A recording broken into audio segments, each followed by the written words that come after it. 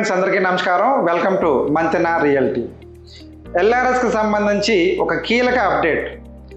2020లో ఎవరైతే 1000 రూపీస్ కట్టి ఎల్ఆర్ఎస్కి అప్లై చేసుకున్నారో వాళ్ళందరికీ కూడా ఫీజు కట్టమని ఇంటిమేషన్ రావడం జరిగింది. కానీ 2025లో వచ్చిన అప్లికేషన్స్ చూసుకున్నట్లయితే 25,67,000 అప్లికేషన్స్ వస్తే అందులో ఓన్లీ 20 లక్షల అప్లికేషన్స్ ఏదైతే ఉన్నాయో వాటికి మాత్రమే ఫీజు కట్టమని ఇంటిమేషన్ రావడం జరిగింది. రిమైనింగ్ 5,67,000 అప్లికేషన్స్ ఏదైతే ఉన్నాయో వాటికి కనీసం ఫీజు కట్టమని ఇంటిమేషన్ అన్నది రాలేదు. ఎందుకు రాలేదు అనేది ఒక్కసారి మనం చూసుకున్నట్లయితే ఈ 5,67,000 అప్లికేషన్స్ ఏదైతే ఉన్నాయో వీటిలో మేజర్గా ఎఫ్టీఎల్ భూములు ఉండడం, అలాగే ప్రొహిబిటెడ్ ల్యాండ్స్ చూపించడం, గవర్నమెంట్ భూములు కలవడం, కొన్ని డబల్ రిజిస్ట్రేషన్స్ అవ్వడం. సో ఇలా చాలా కారణాల వల్ల ఈ 5,67,000 అప్లికేషన్స్ ఏదైతే ఉన్నాయో వాటికి కనీసం ఫీజు కట్టమని ఇంటిమేషన్ కూడా రాలేదు. ఈ 20 లక్షల అప్లికేషన్స్ ఏదైతే ఉన్నాయో వీటికి ఫీజు ఇంటిమేషన్ రావడం జరిగింది కదా. సో వీటిల్లో కూడా ఎంతమంది అప్లై చేసుకున్నారు అంటే ఓన్లీ 3,87,000 మంది వరకు మాత్రమే ఫీజు కట్టి అప్లై చేసుకోవడం జరిగింది. రిమైనింగ్ అప్లికేషన్స్ ఎవరు కూడా అప్లై చేయడం జరగలేదు. దీనికి కూడా చాలా కారణాలు ఉన్నాయి. ఎల్ఆర్ఎస్కి సంబంధించి ఈ వెబ్సైట్లో కొన్ని ఇష్యూస్ వల్ల చాలామంది ఇబ్బంది పడ్డారు, ఫీజు కట్టి అప్లై చేసుకోలేదు. సో దాని గురించి మళ్ళీ గవర్నమెంట్ ఏం చేసిందంటే ఏప్రిల్ 2వ తారీఖున మళ్ళీ ఒక అనౌన్స్మెంట్ చేయడం జరిగింది.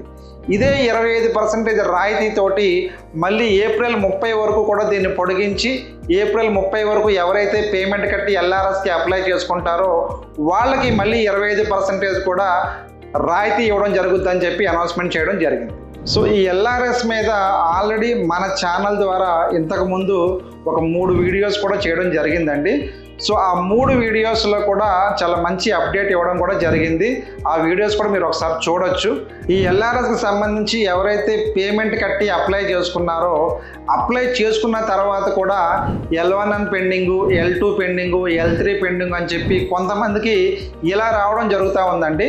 సో మీది ఏదైతే మీరు పేమెంట్ కట్టున్నారో ఎల్ఆర్ఎస్కి సంబంధించి మీ ఫీజు ఏదైతే చెల్లించిన తర్వాత కొన్ని ప్రాపర్టీస్ అంటే కొన్ని ప్లాట్స్కి ఏదైనా గవర్నమెంట్ భూమి దగ్గరలో ఉన్నా, ఎఫ్టీఎల్లో ఉన్నా, లేదు అంటే కోర్టు కేసెస్ ఏదైనా ఉన్నా అటువంటి సైట్స్ని 1-2 సార్లు పరిశీలించి పర్టికులర్గా మీకు మేబీ అక్కడి నుంచి కాల్ కూడా రావచ్చు. వాళ్ళ దగ్గర నుంచి కాల్ కూడా చేసిన తర్వాత మీ ప్రాపర్టీ అనేది 1-2 సార్లు చెక్ చేసి దాన్ని ఎల్ఆర్ఎస్కి ఇది అర్హత ఉందా లేదా చెక్ చేసి ఇవ్వడం జరుగుతూ ఉంది. సో మన ఛానల్ ద్వారా ఇంతకుముందు ఏదైతే రిలీజ్ చేశామో దీనికి సంబంధించి వీడియోస్లో చాలామంది చాలా క్వశ్చన్స్ అడగడం జరిగింది. వాటికి మనం రిప్లై కూడా ఇవ్వడం జరిగింది. కాకపోతే మేజర్గా చాలామంది అడిగిన క్వశ్చన్స్లో మేజర్గా అడిగింది ఏంటి అంటే ఇప్పుడు ఎల్ఆర్ఎస్ ఏదైతే ఉందో గవర్నమెంట్ మాకు కట్టుకోమని అవకాశం ఇచ్చింది, కట్టకపోతే పరిస్థితి ఏంటి, మా దగ్గర ఇప్పుడు డబ్బు లేదు, ఈ ఫ్యూచర్లో ఎప్పుడైనా మళ్ళీ ఎల్ఆర్ఎస్ అనేది ఓపెన్ చేస్తారా, ఇలాంటి క్వశ్చన్స్ చాలామంది అడుగున్నారండి. బట్ ఫ్యూచర్లో ఓపెన్ చేస్తారా లేదా పక్కన పెట్టేస్తే గవర్నమెంట్ అవకాశం ఇచ్చినప్పుడు ఎల్ఆర్ఎస్ పేమెంట్ ఏదైతే ఉందో కట్టి అప్లై చేసుకోవడం అనేది చాలా మంచి పద్ధతి. ఎందుకు అంటున్నానంటే ఫ్యూచర్లో గవర్నమెంట్ వాల్యూ పెరిగింది అంటే కనుక రేపొద్దున మీరు కట్టాల్సిన అమౌంట్ కూడా పెరుగుద్ది. ఇది కంపల్సరీగా చెక్ చేసుకోండి. అలాగే ఫ్యూచర్లో ఇప్పుడు నేను చెప్పే పాయింట్ నిజంగా మీ అందరికీ చాలా ఉపయోగపడుతుంది. ఫ్యూచర్లో ఎల్ఆర్ఎస్ కట్టని ప్లాట్లు ఏదైతే ఉన్నాయో అటువంటి ప్లాట్లు అమ్మకాలు జరగవు, కొనుగోళ్ళు కూడా జరగవు అని చెప్పి ఫ్యూచర్లో గవర్నమెంట్ కనుక అనౌన్స్మెంట్ చేసింది అంటే చాలా వరకు లాస్ అవుతారు మీరు. ఎందుకు అంటే ఇంతకుముందు ఎల్ఆర్ఎస్ కాని ప్లాట్లు రిజిస్ట్రేషన్స్ ఆల్రెడీ గవర్నమెంట్ ఆపడం జరిగింది. సో ఇదే రేపొద్దున ఫ్యూచర్లో ఎల్ఆర్ఎస్ ప్లాట్లు కొనడం జరగదు, అమ్మకాలు జరగదు అన్న పాయింట్ మీద ఏదైనా గవర్నమెంట్ ఇలాంటి వార్త కనుక వచ్చింది అంటే మాత్రం ఇప్పుడున్న పరిస్థితుల్లో ఎల్ఆర్ఎస్ కట్టని వాళ్ళు చాలా ఇబ్బందులు పడతారు. ఈ ఎల్ఆర్ఎస్ పేమెంట్ ఎవరైతే కట్టున్నారో వాళ్ళకి మెయిన్గా వచ్చే డౌట్ ఏంటి అంటే మాతో పాటు చాలామంది ఎల్ఆర్ఎస్కి సంబంధించి పేమెంట్ కట్టారు, వాళ్ళలో చాలామందికి క్లియరెన్స్ సర్టిఫికేట్లు రావడం జరిగింది. బట్ నేను కూడా వాళ్ళతో పాటే కట్టున్నాను, బట్ నా దానికి ఎల్ఆర్ఎస్ క్లియరెన్స్ సర్టిఫికేట్ ఇంకా రాలేదు అన్నట్టుగా చెప్తూ ఉన్నారు. బట్ ఈ క్లియరెన్స్ అనేది ఎలా ఇస్తున్నారు అంటే ఏరియాస్ని బట్టి ఇస్తూ ఉన్నారండి. ఫర్ ఎగ్జాంపుల్ ఒక ఏరియాని తీసుకున్నారంటే ఆ ఏరియాకి సంబంధించి దానికి సంబంధించిన అప్లికేషన్స్ అన్నీ ఒకసారి చెక్ చేసుకొని క్లియరెన్స్ అనేది కంటిన్యూగా ఇవ్వడం జరుగుతూ ఉంది. అండ్ దాని తర్వాత ఇంకొక ఏరియాని తీసుకుంటున్నారు, దాని తర్వాత ఇంకొక ఏరియాని తీసుకుంటున్నారు. దీన్ని బట్టే ఎల్ఆర్ఎస్కి సంబంధించి క్లియరెన్స్ సర్టిఫికేటు రిలీజ్ చేయడం జరుగుతూ ఉంది. ఫైనల్గా ఈ ఎల్ఆర్ఎస్కి సంబంధించి ఏం చెప్పదలుచుకున్నాను అంటే, గవర్నమెంట్ ఆల్రెడీ మార్చి 1వ తారీఖు నుంచి మార్చి 31వ తారీఖు వరకు టైం ఇచ్చింది. సో మీరు పేమెంట్ కట్టి క్లియరెన్స్ సర్టిఫికేట్ తెచ్చుకోండి అని 25% కూడా తగ్గించింది. దీన్ని ఆల్రెడీ పొడిగించి మళ్ళీ ఏప్రిల్ 2 నుంచి ఏప్రిల్ 30 వరకు టైం ఇచ్చింది. ఫ్యూచర్లో మళ్ళీ ఎక్స్టెన్షన్ వస్తుంది, అప్పుడు మనం కట్టుకోవచ్చు అని చెప్పి చాలామంది అనుకుంటున్నారు. బట్ ఏప్రిల్ 30వ తారీఖు ఏదైతే ఉందో ఇదే లాస్ట్ డేట్. ఈ టైంలోపు ఎవరైతే కట్టుకుంటారో వాళ్ళకి మాత్రమే ఎల్ఆర్ఎస్ క్లియరెన్స్ అన్నది రేపొద్దున రావడం జరుగుద్ది.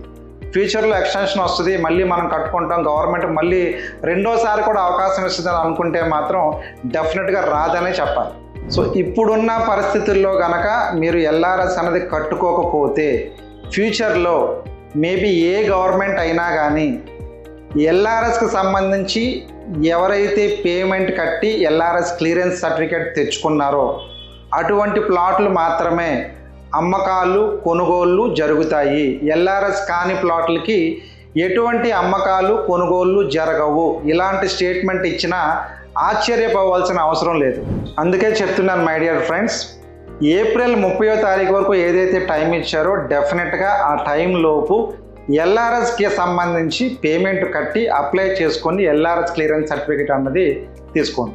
ఇలాంటి వీడియోలు మీ వరకు రావాలన్నా చేరాలన్నా మన ఛానల్ మాత్రం సబ్స్క్రైబ్ చేసుకోవడం మర్చిపోవద్దు. ఎందుకు అంటున్నానంటే రియల్ ఎస్టేట్కి సంబంధించి ఎప్పటికప్పుడు కొత్తగా వచ్చే న్యూసెస్ ఏదైతే ఉన్నాయో వాటి గురించి వీడియోస్ చేస్తూ మీ ముందుకు తీసుకొని వస్తుంది మంతెన రియల్టీ. సబ్స్క్రైబ్ చేసుకోవడం మాత్రం మర్చిపోవద్దు.